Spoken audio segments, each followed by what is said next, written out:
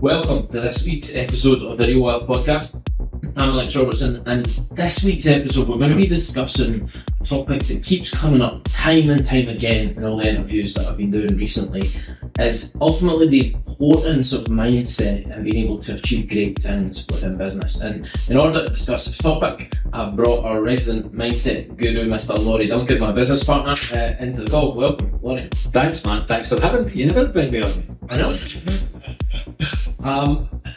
This is an obvious one as well within your wheelhouse, because you are our resident mindset guy, and mindset is just continually every conversation I have with any entrepreneur or anybody that's achieving anything serious in business, there is always some form of discussion about mindset.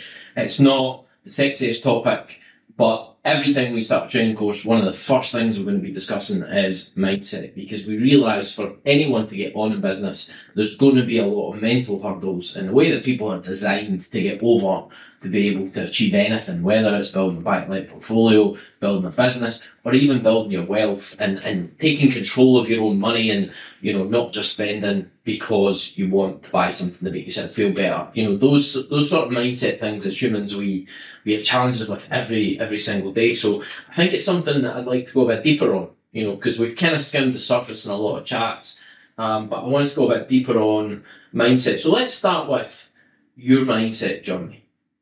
Where you were with it and the journey that you've been through our business and our experience in all this 5 years. Yeah, man. Well, about 5 years ago, this would have been the type of thing that I just ripped the piss out of people for talking about, right? I was actually the guy that was like kind of just, I would kind of go out my way to like make a point of, you know, someone talking about this kind of hippie bullshit. And it's actually quite fascinating for me to think about my own journey, because I'm just so different now, you know. But I think, you know, it's the same principle with any kind of new topic, any subject. Like, if you've not been exposed to that type of knowledge, how can you possibly be expected to kind of try and implement it? Yeah. And that's whether it's like mindset stuff, or it's the property stuff, or if you're going to start investing in crypto or whatever it is. It's like you need that knowledge to then go and implement it in your life, to start seeing if it works, like whatever it is.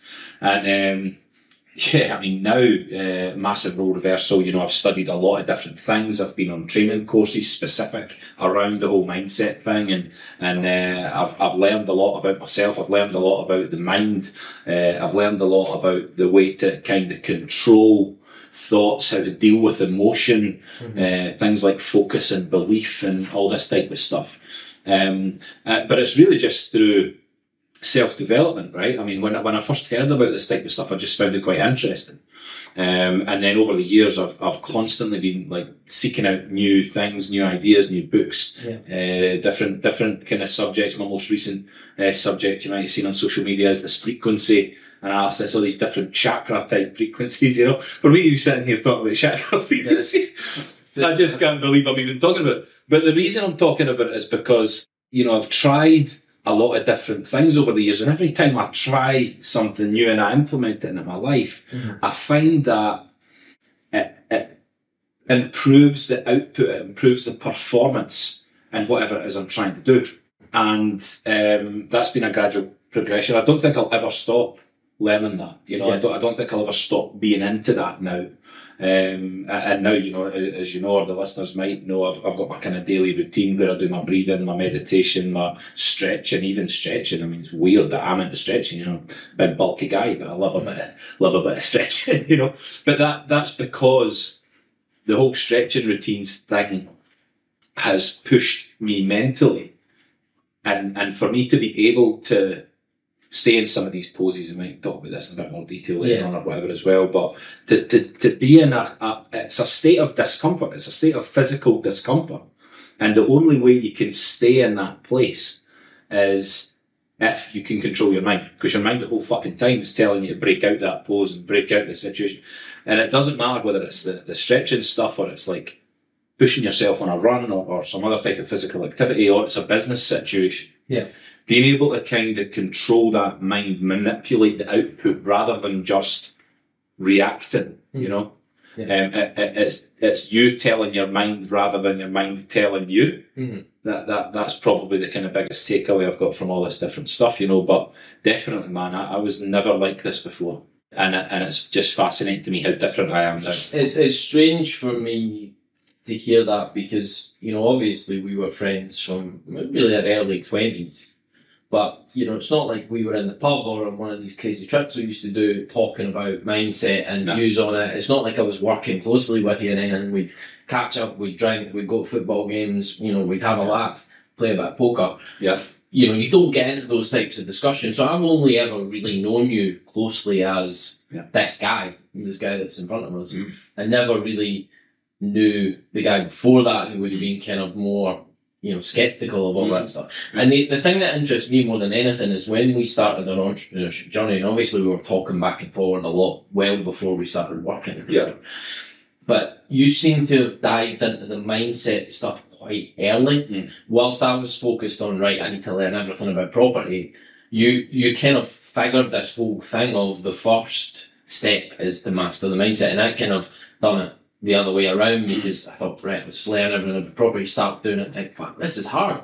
Yeah. There's some mental battles to get over here, and then take a step back and start looking into it. You seem to be ahead of the curve on that. Was there anything that drove you to that point? Was there a moment where you think, fuck, if I'm going to do this thing, I'm really going to have to get in the mindset thing? Or what was the kind of trigger for you to get into it so early? There was a few different things, right? Funnily enough, I was talking about this with Emma just last night, and I was talking about this moment in time where, right at the start of my journey, I had some, I'd done the house, the equity release thing, had some cash sitting in the bank for the house to start this property journey. But I wanted to go after the direct to vendor stuff. Yeah. And my thought process was like, okay, cool, now I've got the cash, I need to spend some money on marketing.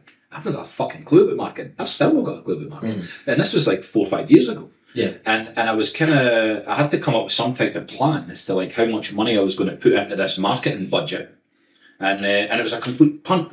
And I ended up coming up with this figure of £35,000, right? And I'm looking at that thinking, fuck, I could buy one property or 2 properties with that. Yeah. And you're telling me I'm just going to lump this in the market and it could go tits up and I'd lose it all. And that whole experience, I remember thinking about it. Oh, she's do it, she's not doing it, I can't do it.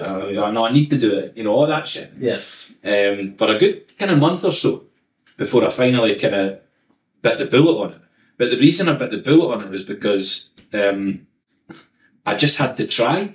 And the ultimate decision was, or the question was, are you prepared to lose £35,000 in the pursuit of trying to make millions? And I thought that was quite an interesting kind of thing. And ultimately, I went for it. Didn't go very well. But at least that's what gave us the kind of insight into all these different off-market deals, direct to vendor, buying at big discounts and stuff, We done some cool deals through that market right at the start. And that was just such a kind of definitive moment, I think, in the whole journey.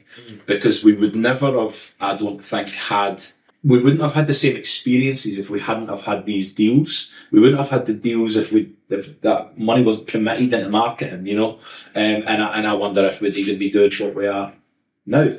It's that classic question of, if you could change anything in the journey, would you? And the fear is always that, if you change something, there was a lesson within that, even the bad stuff. Yeah. That you needed to learn or that led you on a path to something better or it's all those elements that make it up and we talk about the need for failure through the process, because if you don't fail, you don't learn, you can't grow, you can't move things forward. So I think that's a really sage lesson through it all. What would you say was the first serious mindset journey you went on, or the first book that really made the impact, or the first training course that you went to that really made you think, fuck yeah, there's a lot in this whole mindset? I think, everybody said the Lucha Paradox book, and if you've not, fucking read it because it's quality. And I think listening to that chat, the analysis of the mind and what, I've always wondered, why are we here? What the fuck is going on with this crazy thing called life that we just exist in, Why are we here? But then that's one thing, but why do we think what we think? And can you control the way you think? Well, previously I thought I couldn't, but now I know I can, And And whether there was one or there was many, as I say, it's been a continual self-development thing, but just learning these new, whether it's, some people will still view this stuff as like a lot of shite, Yeah. and it's quite a narrow-minded kind of approach. Like, I guess it made me really open-minded to all, like, whatever it might be that's out there. Chimp Paradox is probably the trigger, because it was the first time I've ever heard any of that stuff. But even the mindset shift to get away from my previous kind of narrow mind to reading, I still don't like reading it, but I never knew about audiobooks and stuff. So hearing about audiobooks, being able to like consume all this new knowledge, I just found it fascinating. I remember that, like, when we were first getting started, I used to walk about with one of these earpieces. This was before AirPods and stuff. And I just used to listen to stuff from the moment I woke up to the moment I went to bed. And I just remember, like, I would go walk around my old housing estate with Kobe, and at lunchtime, and just listening to stuff. And there was this point at Western Newlands where we used to live, like, and you could look over the valley, towards the Oco Hills. Yeah. And I remember always stopping at that moment and just taking a deep breath in and looking at the view there, thinking, fuck me, man, there is like no limitation on how many opportunity that exists out here, And I used to think like that because I was in this corporate job that I hated, and I thought I couldn't break out of it, I was never going to make as much money doing anything else and all this kind of stuff. But through, listening, taking that step to listen to audiobooks, checking out stuff like Steve Peters and the Chimp Paradox, and consuming all this new knowledge that was just fascinating to me. It was strategy as well as mindset stuff, I don't know if you've heard much about Dr. Joe Dispenza, but he's an incredibly interesting guy, and he works very closely with a lot of people on mindset, and talks all the time about the power of mindset and how much you can achieve. And he gave this one example on a podcast the other day that someone had their thyroid removed, and they grew back another thyroid through it was someone that he was working with, and that was just one example of many of the things that the body can do, and what we are actually capable of if we can access those areas in life. And you only have to look at someone like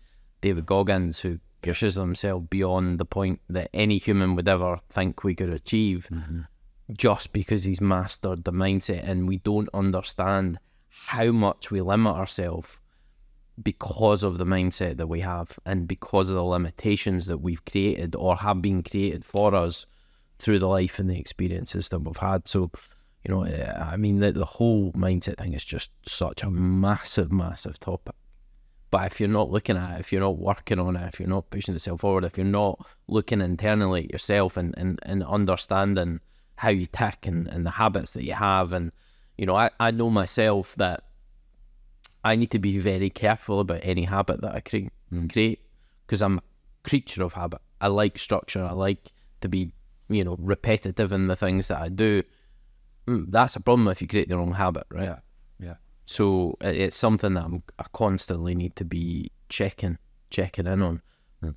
But just having that self-awareness is the first step, right? I think the awareness is one thing. I've heard loads of stories about that same type of stuff, all this mad stuff that like humans can do, that again, a lot of people will just view that as a lot of shite, not possible, something else must have happened or something like that. Yeah. So it's one thing to have the awareness. It's another thing to have the belief. Because if you don't have the belief that you can create a new thyroid, for example, are you really going to focus, have a lot of mental focus on that thing to try and create that end result? And you just think it's a lot of shite? No, you need to believe it, and that's a choice. And people choose whether to believe one thing or another. But if you don't believe you're going to succeed in whatever it might be, how the fuck do you expect yourself to go and succeed? I think a lot of the recurring themes and a lot of the mindset stuff that's out there, it really starts from this point of understanding that you are not your brain. Yeah. And there is a difference between the two. Yeah.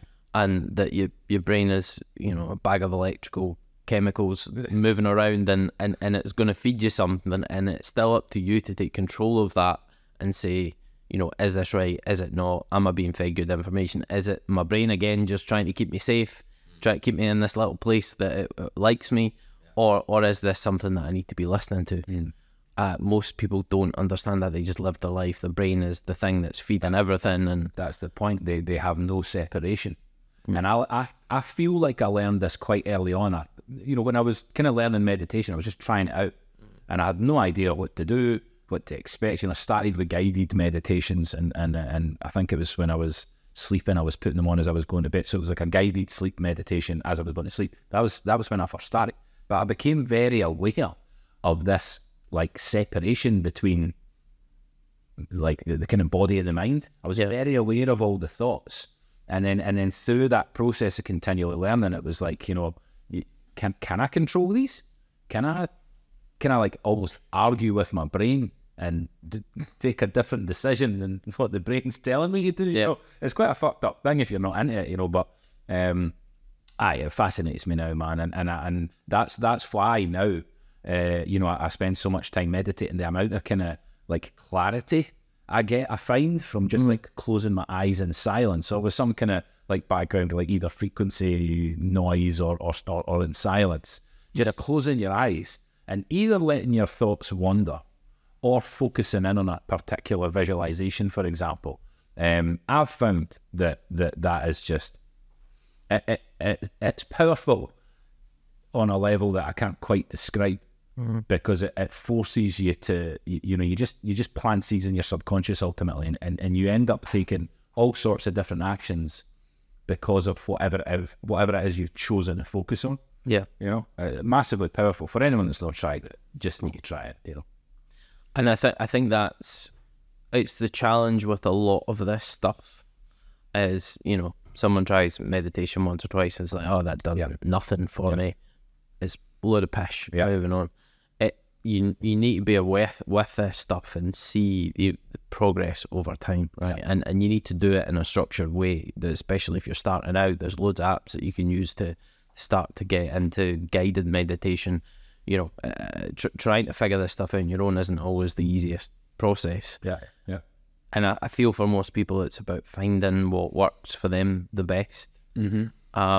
Whether that's exercise in the morning to clear your mind, whether it's meditation, whether it's visualization, whether it's sitting out the front with a coffee, just gathering your thoughts for the day and being mindful of what's going on in your head. I still find day to day there's massive shifts in my thought patterns, and whether it's a good day and there's negativity there, or whether it's a bad day and there's when there's a bad day and there's negativity, and when there's a good day, and I don't know what drives that. But I do know that if I structure my way in a certain, structure my day in a certain way, I can minimize it. And more days will be positive than bad, right? But minimize, right? You're not eliminating it. We're fucking human. We will have good days and bad days, and we're not like eliminating. We are just trying to minimize. We're just trying to like have that kind of marginal gain so that we can be a little bit better than we might have been if we hadn't done it. The one thinking about the like back to getting started, and one of the kind of eye openers for me. I can't remember who the person was, but somebody was telling this story about a really famous guy, a really successful guy, and they were talking about how it was a reporter asking them questions, and they were like, "How do you even manage to get all these things in a day? How do you manage to fit all this stuff in? You've got this, you've got this, then you've got this, then you've got this, then you've got this," and it was all events and talks and blah blah blah. And they were the question was like, how do you even have the time to meditate? And then the guy was like, "Oh, what, have I got all that on today?" And they were like, "Yeah." He's like, "Well, I better meditate twice as long then." That's fucking brilliant. It's like if it's good enough for these guys, if it's good enough for like, how many famous people do you see now like talking about all this stuff? If it's good enough for them, and you see the success that they've created, good enough for me, and I'm willing to stick it out. I think there's a stage you can get to through this journey where you get really laser focused on how much performance you can get from implementing this stuff. 100%.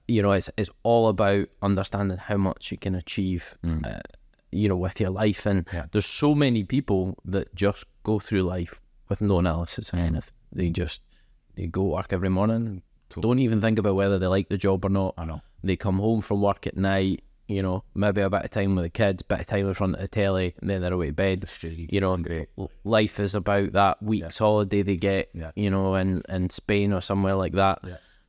And beyond that, there's no real analysis of what do I want from life. That was me. Could this be better? That was me. You know. That was me in my corporate life. It's funny you used the words laser focused, and it's just funny that that's the words you picked there. Because about probably 6-9 months ago, right, everybody's got these WhatsApp chats they're in with their mates and they just talk a lot of shite, and it's a bit like diverting of the focus. Yeah. And so it might have been around kind of New Year resolution and all that, but I remember exiting all these groups, being like, guys, I'm out, this is too distracting, I'll catch up with you soon, but I'm getting laser focused. That was about the start of this year. And I did that, and it's not like I don't want to like see our friends again or whatever, or not hang out with them and stuff. No. It's like every fucking day, constant messaging back and forth when you're trying to get shit done. You know, it was just, I just had to kind of cut that. And the words I used was laser focused as well, man. But it comes back to the reality for most people is they are living a life of distraction. Yeah. Whether it's football at the weekend, whether it's hours of Netflix through the week. Yeah. You know, whether it's the odd little hobby people have got left, right and centre. Yeah. You know, they can fill their life with distraction so they don't have to think about any of the big things. Yeah. You know, and you can easily go through life. Life is designed for you to be able to go through life. Yeah. Basically, it is being like a robot, just programmed. Yeah. Maybe we are the robots, bro. Yeah. But it genuinely does feel like through the process of discovery of mindset and whatever route you go with, whoever resonates best with you, whether it's Steve Peters or Joe Dispenza or Aubrey Marcus or you know, any of the massive wealth of people that are out there that talk about self-improvement and mindset and meditation and all this stuff, you know, you find something that's right for you. Yeah. And it's like an awakening. You know, it's like, you know, you start to understand who you are as a person, how you operate, how you can get the best out of yourself. And then that really is the starting point to any journey of self-improvement. Yeah. And that's why, you know, if someone comes on our training course for property investment, you think, why the fuck are you talking about mindset at the start? I'm here to learn property investment. Yeah. I almost felt apologetic when we did the live course that we would start with a half a day on mindset when everybody's there ready to go, just want to hear about deals, want to hear about finance, how do you scale a buy-out portfolio, and we're talking about mindset for a half a day, and you could almost sense it in the room, I think sometimes, of this isn't what we're here for. But if you don't start there, how do you achieve anything? I think it's funny that you say that, because like about these live events and that whole kind of perception of the client and all that, and as we're getting bigger, you know, there's more guys coming on to work with us, and you know, it's just blatantly obvious. The more we are working with people, this number one thing is so relevant, man. And you can tell the guys that get it, and then they get the mindset, they go and do the work, and then they achieve the results. And then there's the other guys that are struggling with the mindset, and they're the ones that are struggling to get off the mark.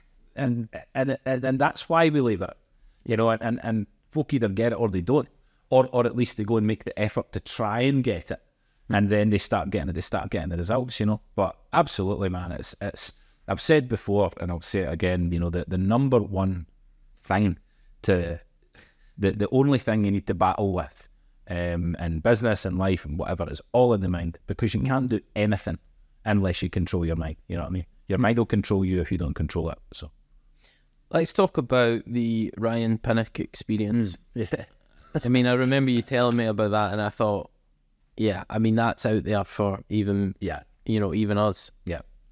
So, talk about your experience with that. Bizarrely, you know how on the iPhone it randomly brings up pictures, like random pictures of over the years and stuff. Yeah. Just last night, a picture came up of me at that event, and I was like, wow, fuck, that was 4 years ago now. You know, that's mad we're talking about it now.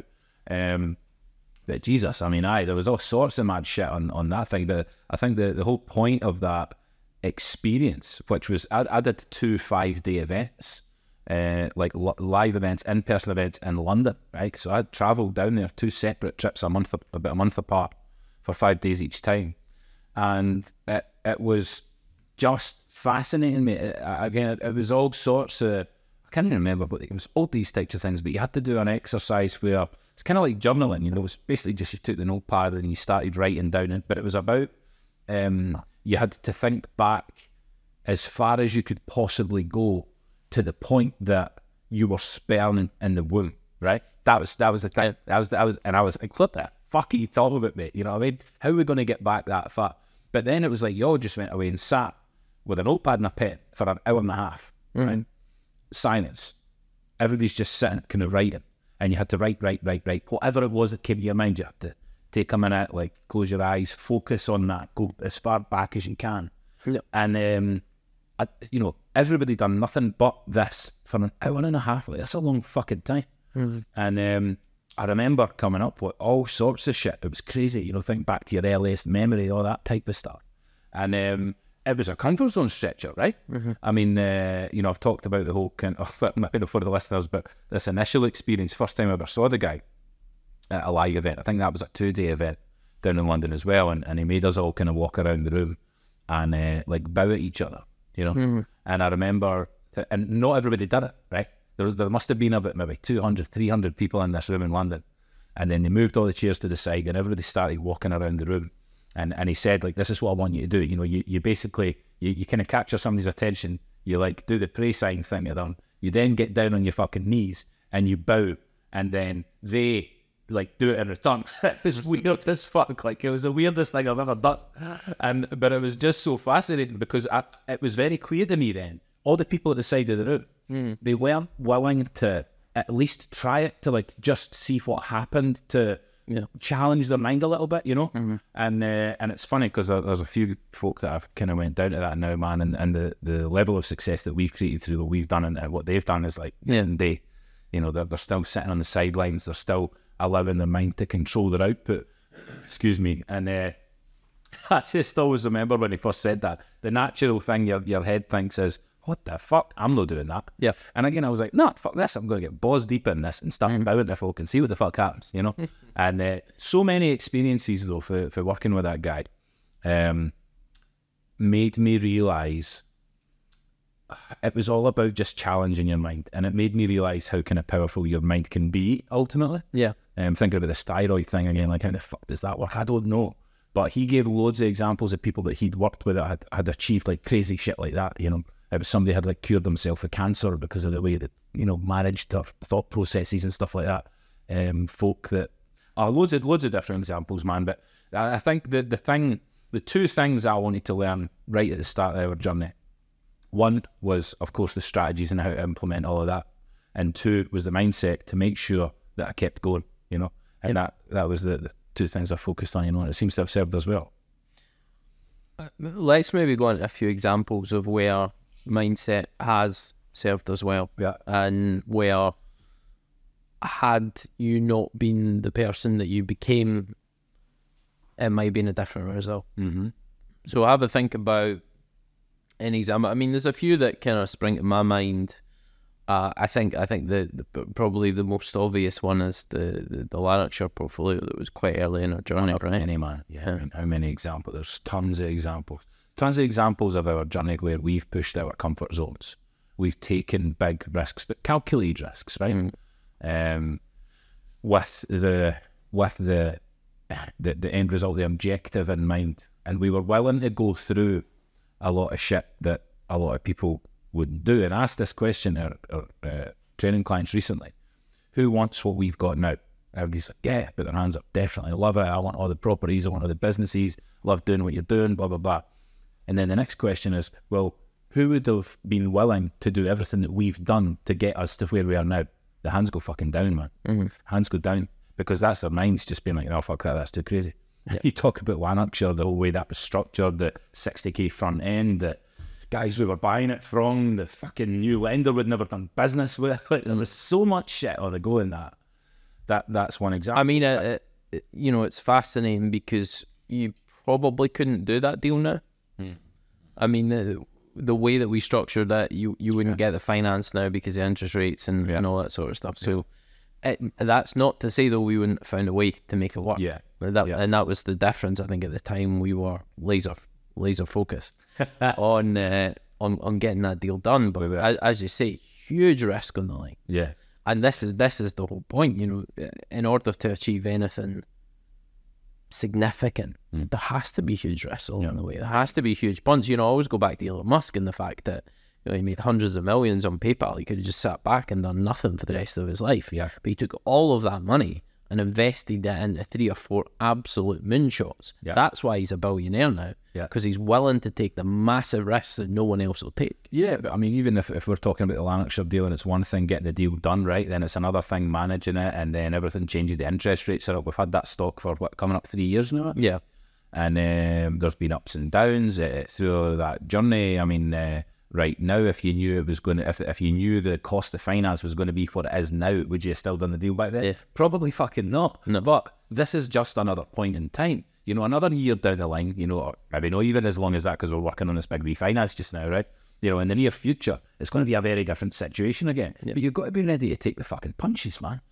But this is the thing that's probably caught me by surprise more than anything, is when you're doing as much as we do, and when you start to scale to the level that we have, the punches come daily. You know, Amanda asked me at the end of every day, how was your day? And sometimes I struggle to answer, because there's been a bunch of good things, a bunch of bad things, and, you know, the day is sort of leveled out. Yesterday was probably one of those days. You know, we still don't have an answer on the refinance, stringing us along a bit. We done a few good deals yesterday and moved a few things forward. You know, and there's some days where you get nothing but punches. Oh, man. And then you have to figure out how... Mental punches. They're mental punches. Like, can you deal with the mental punches? Because it's really just fucking noise. It's administration. It's just communication. You know, it's like the difficulty is the almost like the stress factor of it.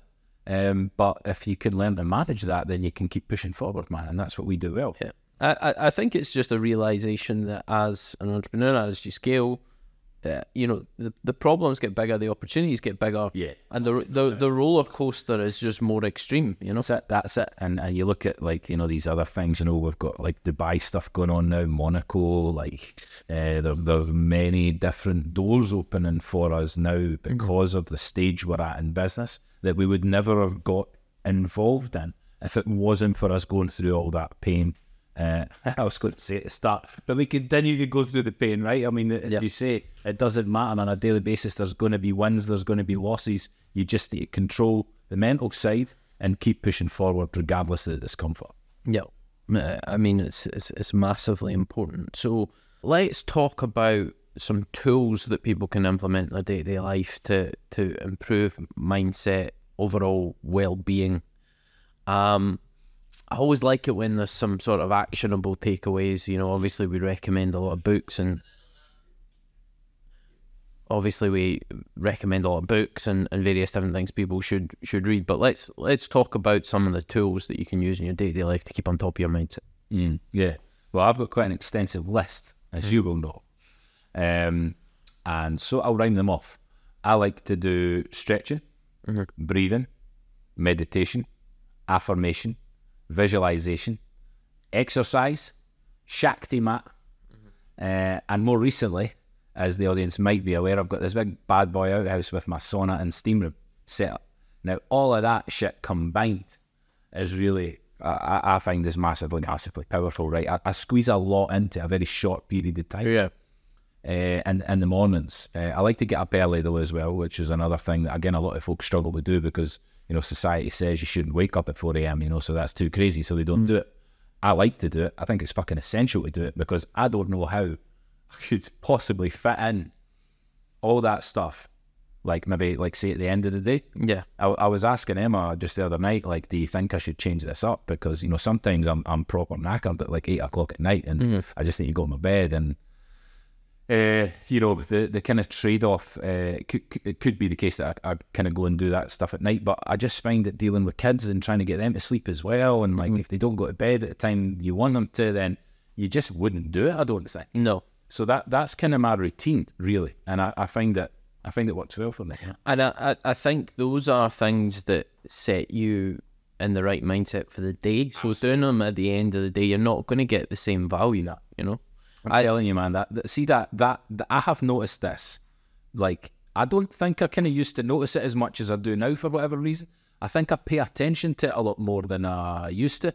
But when I'm up in the morning early and I go through my full routine, what a difference in not just the way I feel there and then in terms of getting in the house and getting to work. No, see, the whole day, I'm just much more alert. Like, I'm much more focused. I feel much more kind of driven, just better, you know. And then, but then I struggle because I need to have like a kind of, almost like a kind of workout day, a routine day, and then rest day, routine day, rest day.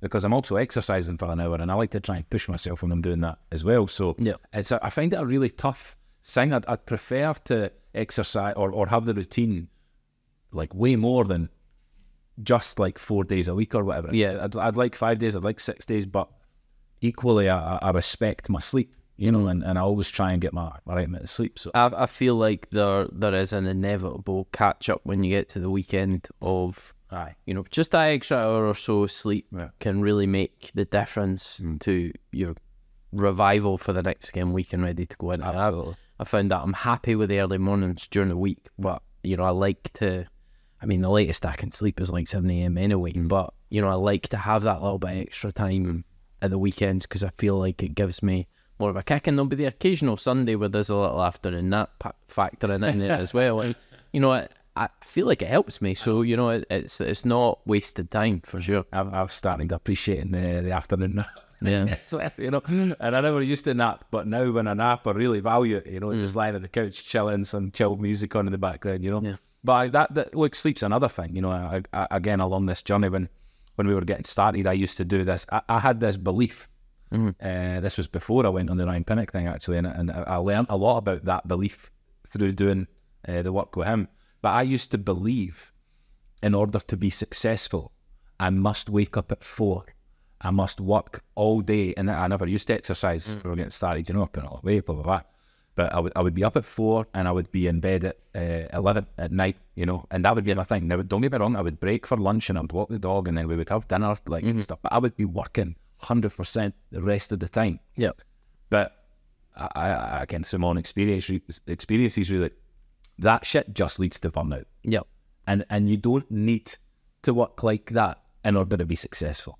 Yeah. You know? But at the time, that was my belief, so I acted accordingly. Yeah. You know what I mean? But now I respect my sleep. I get good sleep. If I need catch up, then I catch up with my sleep, you know, have naps and stuff like that. Because if you've not had enough sleep, that is one thing that will completely fuck your day. Yeah. You know? You know, it comes back to, you know, the kind of maybe rhetoric from the 80s, 90s was all about hard work, working harder than everybody else, putting in the hours, putting in the shift. But now the world's moving forward so quickly. Technology is moving forward so quickly. It's much more about working smarter. Totally. And it's much more about having the skills to be able to understand what are the things that are really going to move the dial here today and what are not. What can I shed? Yeah. What can I get rid of? What is adding no value? What can I push on to someone else? And what is going to move the dial for the business going forward today? And you know, the next question I'm going to ask you is, if you had to eliminate everything but one thing from that morning routine, what would it be? For me, I would say probably the one thing that I would hold on to more than anything is the time in the morning to plan the day and get your head straight of what is the value add activities in the day, what am I trying to avoid from yesterday that didn't work, you know, that whole kind of learning process going forward every day. Yeah. Of how can I get better today? How can I get more done? I'm only allowed to keep one thing. Yeah. All the things I do. Yeah. Me. Whoa. That's a tough. No, your answer would be if time restraint, you just get up earlier. But no, let's make this difficult. I honestly think, albeit like I've got this kind of 20-minute stretching session where I'm doing I'm stretching, I'm breathing, meditating, visualizing, affirming. Like I do all that kind of at the same time. But if I was only allowed to do one thing, man, that's tough. I'm going to say visualization because I don't think anything can compare to what happens when you really put the time in to visualize this thing in the future. When you play that scene over and over in your mind, I don't think there's anything like that. Now, I've got this scene that I play over and over in my mind and I'm still not there yet. But that's the fucking point. And it keeps me driving towards this moment in time that I'm not quite there yet. You know? Well, I mean, this is the issue, right? You know, at the point where you do get to that visualization, and you need to create a new one. And it's the age-old adage that, you know, a lot of entrepreneurs, when they finally achieve what they were aiming for the last 10 years, can be one of the most deflating times in their journey, because what's next? You know? And that is really fascinating to me, right? And I think that if it wasn't for hearing that type of story from other people, if other people hadn't have talked about that experience of deflation at that point of success almost, then I think that I would be deflated or I will be deflated when I get to that point.